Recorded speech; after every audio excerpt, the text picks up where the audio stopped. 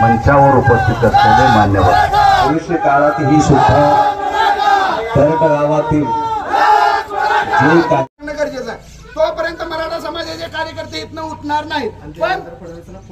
आणि फडणवीस साहेबांना तुम्ही थेट संपर्क करावा की ह्या संदर्भामध्ये चर्चा झाली पाहिजे आणि ह्या संदर्भात योग्य तो सकारात्मक मार्ग निघाला पाहिजे। तोपर्यंत मराठा समाज उठणार का? एक मराठा, लाख मराठा, एक मराठा, लाख मराठा। मला काय म्हणायचं आहे, महाराज पण एससी कॅटेगरीतून निवडून आलेले खासदार आहेत आणि मराठा समाजाला आरक्षण मिळावं ही सर्वांचीच भूमिका आहे। आणि आज या ठिकाणी सर्व दलित कोळी डॉक्टर बाबासाहेब आंबेडकरांचा विजय समाज आरक्षणात डॉक्टर बाबासाहेब आंबेडकरांनी घालून दिलेल्या संविधानिक तरतुदीवरच मागतोय।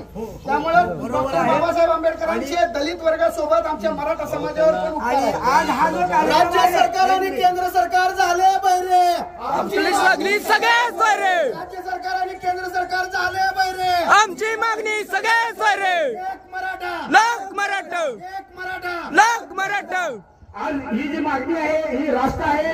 त्या मागणीसाठी करेडगाव ग्रामस्थ सर्व आदिवासी कोळी समाज आणि दलित समाज एससी कॅटेगरीचा समाज तुमच्या पाठीशी आहे। त्यांची आम्ही भूमिका आम्ही स्पष्ट करतो। आज या ठिकाणी कोळी समाजाची एक मुलगी पोलीस झालेली आहे। त्या मुलीचा आणि त्या मुलीच्या माता पित्यांचा मजुरी करणारे अनपढ अशिक्षित आई वडील त्यांचा सत्कार या ठिकाणी सर्व धनगर समाजाचे नेते असतील, मुस्लिम समाजाचे नेते असतील, महाराष्ट्र एससी समाजाचे उमेदवार आहेत 5 वर्ष लोकसभेचे, तर या ठिकाणी सामाजिक कुठले येणार आणि मराठा आरक्षण मिळावं ही भूमिका महाराजांची पण आहे। माझं प्रामाणिक प्रयत्न राहणार। मी एक खासदार म्हणून तुम्हाला शब्द देत नाहीये, मी एक संत म्हणून जो मी बोलतो तेच मी करतोय। 100% जे आहे तुमच्या पाठीशी मी राहणार म्हणजे राहणार, यात किंचित सुद्धा कोणी संशय घेऊ नये। महाराज आम्हाला अंमलबजावणी पाहिजे, बाकी आम्हाला काही नाही। आम्हाला सगळे सोयऱ्याची अंमलबजावणी अधिसूचना तुम्हीच काढली, अधिसूचनेचा शासन निर्णय होतच असतोय, त्याची अंमलबजावणी गरजेची आहे। फडणवीस साहेबांना फक्त एवढंच विचारलं की अधिसूचनेची अंमलबजावणी केली होणार। महाराज साहेब आपल्या डाव्या बाजूलाही आमच्या मराठा समाजाचेच प्रतिनिधी आहेत आणि उजव्या बाजूलाही मराठा समाजाचेच प्रतिनिधी आहेत। इकडे भैया सुद्धा आमच्या समाजाचे प्रतिनिधी आहेत।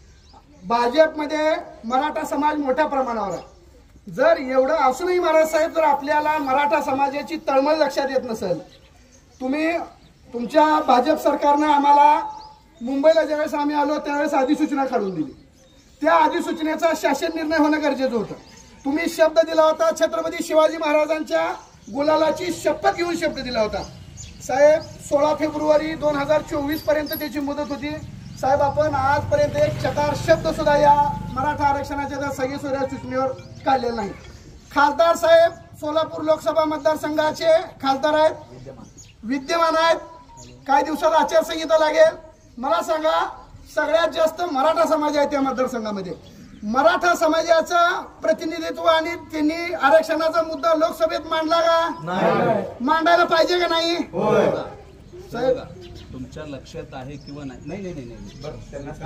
श्रीकांत कुठे आहे? खासदार साहेब आम्हाला तुमचा आजपर्यंत तो क्लिप तुम्हाला पाठवून देतो। हा, तो क्लिप आम्हाला पाठवा। आजपर्यंत तुमची क्लिप तो आमच्यापर्यंत आली नाही। दुसरी सगळ्यात महत्वाची गोष्ट साहेब, आमची मला माहित आहे की आमची आधीचं जे मराठा आरक्षण होतं ही ज्यांच्या रीट पिटिशननं त्या ठिकाणी रद्द झालं, जयश्री पाटील त्यांचे पती गुणरत्न सदावर्ते। आज सकाळ 1 मिनिट थांबा महाराज साहेब माझं उद्या आजच्या सकाळला बातमी आहे की त्या गुणरत्न सदावर्ते यांना भाजपमधून सोलापूरमधून उमेदवारी द्यायची शक्यता आहे। ती अजून कन्फर्म नाही, परंतु ती सकाळला बातमी आहे। महाराज साहेब, जर मराठा समाजाचं आंदोलन संपवणाऱ्या आणि जाणीवपूर्वक मराठा समाजाविरोधात काम करणाऱ्या माणसाला जर सोलापुरातनं भाजपातनं उमेदवारी देणार असेल तर भाजप पक्षाची धोरणं मराठा समाजासाठी अनुकूल आहेत का?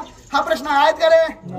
नाही पण तसं नाही। आणि असेल तर आम्हाला जे कळलं आमच्याजवळ बातमी दादा सर्वच विषय जे आहेत ना, संपूर्ण तुम्ही आम्हाला 10% आरक्षण का दिलं? आमची मागणी दुसरी गोष्ट सांगू द्या. महाराज साहेब दुसरा विषय प्रतिक्रिया देतील सगळेजण बोलले. महाराज साहेब दुसरा सगळ्यात महत्वाचा विषय तुम्ही काय म्हणला गुरुजी साधावरती आता बोललेत की तुमच्यासह आमचा विरोध आहे. हा समजा विषय खासदार साहेबांचा फोन सुद्धा जर उचलत नसतील उपमुख्यमंत्र्यांची PA, आम्ही उपमुख्यमंत्र्यांना पुन्हा जिल्ह्यात फिरू देणार नाही. भाषण करत असतील असं काय साहेब सुद्धा फोन उचलत नाही.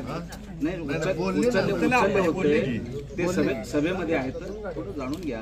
जर तुम्ही येत असाल तर माझ्यासोबत तुम्ही चला, मुंबईला चला, घेऊन जातो. आमची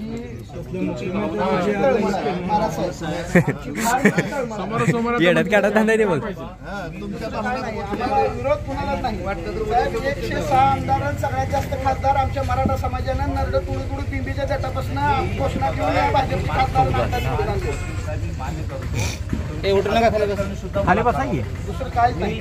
मी अंतःकरण सुद्धा मला कळालं नक्की तुमच्या सोबत आहे. कुठेही सुद्धा मी तुमच्यातून लांब होणार नाहीये, कधी होणार नाही.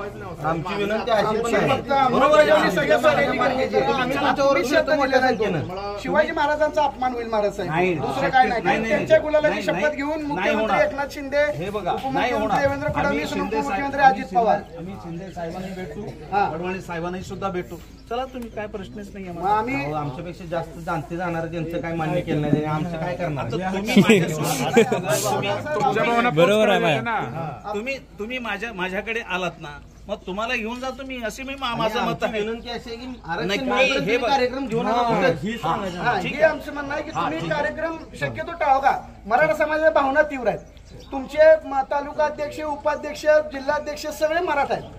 आणि तरी भाजप जर हे कार्यक्रम घेणार असेल तर भाजपनं जाणीवपूर्वक मराठ्यांच्या विरोधात कट केला का काय अशी शंका येणार आहे. अक्षयजी यापुढे घेऊ नका. एक मराठा, लाख मराठा. महिलांचा सन्मान ठेवतो आम्ही. सगळ्या महिला बसलेल्या आहेत. पक्षाचं हो देऊ नका.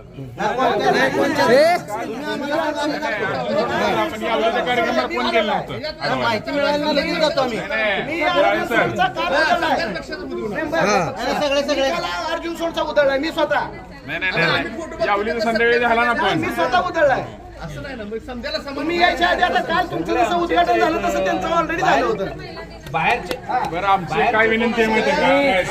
आम्ही या विषयावर थांबतो. पुन्हा एकदा फोन झाला तर आपण हे करावं. आपण आमच्या भावना तेवढ्या मांडाव्या. सेविकांचा प्रश्न येत होता. 2 महिन्याचं आंदोलन झालं होतं. त्याच्यात काहीतरी जवळजवळ त्यांच्या 30-40 सेविकांचं त्यावेळेस. हा, दुसरी सगळ्यात महत्वाची गोष्ट महाराज साहेब, तुम्ही जी 10% आरक्षण दिलं, ती 10% आरक्षण मराठा समाजानं मागितलं नव्हतं. आमची मागणी ही 50%च्या आतून ओबीसी मधून होती. शिवाजी महाराजांच्या, तुम्ही भाजपची मंडळी छत्रपती शिवाजी महाराजांना आदरस्थानी आणि अतिशय सन्मानस्थानी त्या ठिकाणी मानते. ज्या छत्रपती शिवाजी महाराजांच्या गुलालाची शपथ घेऊन एकनाथ शिंदे साहेबांनी, उपमुख्यमंत्री देवेंद्र फडणवीस आणि उपमुख्यमंत्री अजित पवार ह्या तिघांच्या संगनमतानं तुम्ही आम्हाला सगळे सोयरेच्या अधिसूचनेची शासन निर्णय करून त्याची अंमलबजावणी करतो म्हणून शब्द दिला होता. महाराज साहेब, आतापर्यंत या शब्दावर चकार शब्द सुद्धा कोणी बोलायला तयार नाही. आचारसंहिता तोंडावर, परंतु त्याच्याबद्दल अजिबात बोलत नाही. म्हणजे हा भाजपचा मराठा समाजावरचा, शिंदे सेनेचा मराठा समाजावरचा आणि अजित पवार गट राष्ट्रवादीचा मराठा समाजावरचा अन्याय का? मराठा समाजात तसं मानायचं का? तिसरी सगळ्यात महत्वाची गोष्ट खासदार साहेब, जे 10% आरक्षण तुम्ही दिलंय म्हणता, त्या 10% आरक्षणामध्ये मेडिकलच्या सीट्स आहेत का रे? त्यामध्ये जेईच्या इंजिनिअरिंगच्या सीट्स आहेत का? केंद्रामध्ये या मराठा समाजाच्या 10% आरक्षणाला ओपन मध्ये गणलं जाणार आहे का ओबीसी मध्ये? ओपन मध्ये. मग महाराज साहेब, तुम्ही फक्त राज्यापुरतं आम्ही रडल्यासारखं करून तुम्ही डोळे पुसणार आहेत का? महाराज साहेब, मराठा समाजानं प्रचंड प्रेम केलंय या भाजपवर आणि मराठा समाजानं आजपर्यंत तुम्हाला निवडून दिलंय. आणि असं असताना जर तुम्ही मराठा समाजावर अन्याय करणार असाल तर गावागावातलं तुमचं कार्यक्रम थांबवलं जातील. गावात प्रचारालाही कुणाला येऊ देणार नाही. आणि तुम्हालाच हा नियम आहे असं नाही. काल अर्जुन सोडमध्ये सुद्धा कार्यक्रम उधळलाय. तुमच्या राष्ट्रवादीच्या गटाचा कार्यक्रम होता, त्या ठिकाणी सुद्धा चव्हाण साहेब उधळलाय. त्यामुळं आम्ही भाजप विरोधात आकसाने काय करतोय? अजिबात नाही. देशाचा झेंडा 24 तास खिशाला लावून आम्ही फिरणारी माणसं आहे. त्या देशाचा सन्मान वाढवणं भाजप सोबत आमचंही काम आहे. पण भाजप आणि तुम्ही वारंवार आमच्यावर अन्याय करणार असाल तर ते आम्हाला चालणार नाही. आम्हाला याची उत्तरं पाहिजे. आमच्या सगळ्या सोयऱ्याच्या अधिसूचनेची शासन निर्णय होऊन त्याची अंमलबजावणी गरजेची आहे. घेतल्याशिवाय राहत नाही.